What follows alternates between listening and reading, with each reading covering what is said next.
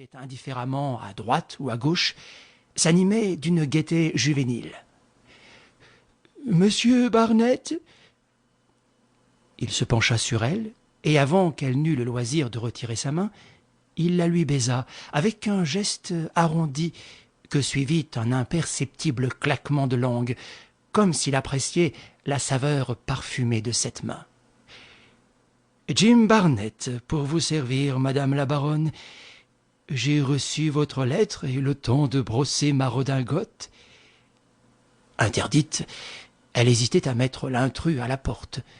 Mais il lui opposait une telle désinvolture de grand seigneur, qui connaît son code de courtoisie mondaine, qu'elle ne put que prononcer « Vous avez l'habitude, m'a-t-on dit, de débrouiller des affaires compliquées. » Il sourit d'un air avantageux.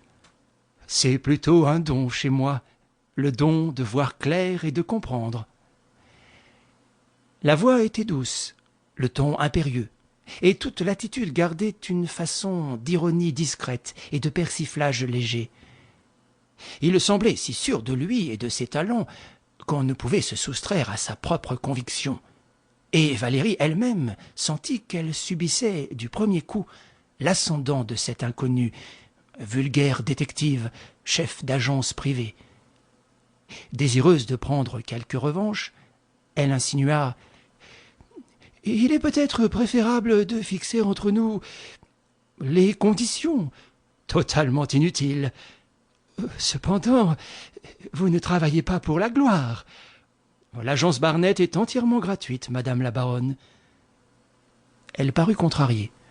« J'aurais préféré que notre accord prévît tout au moins une indemnité, une récompense. » « Un pourboire. » Elle insista. « Je ne puis pourtant pas rester mon obligé. Une jolie femme n'est jamais l'obligée de personne. » Et sur le champ, sans doute pour corriger un peu la hardiesse de cette boutade, il ajouta « D'ailleurs, ne craignez rien, madame la baronne.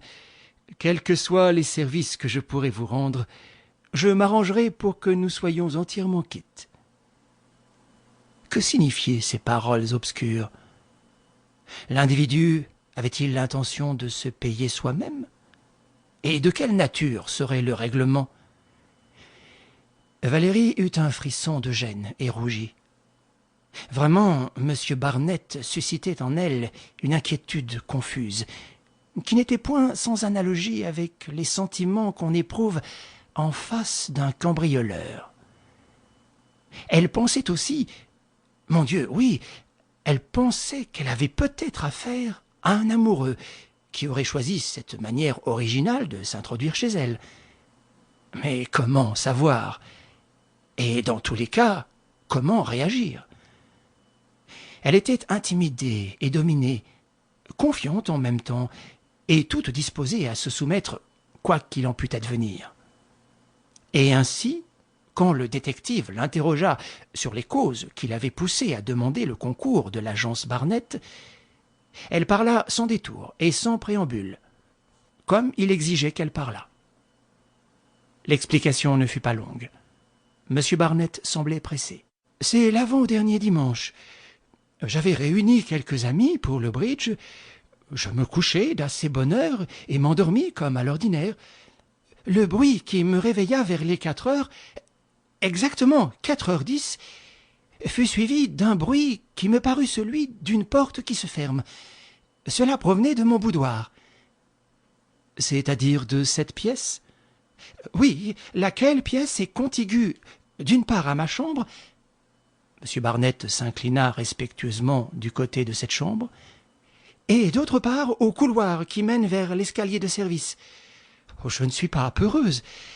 Après un moment d'attente, je me levai. » Nouveau salut de M. Barnett devant cette vision de la baronne sautant du lit.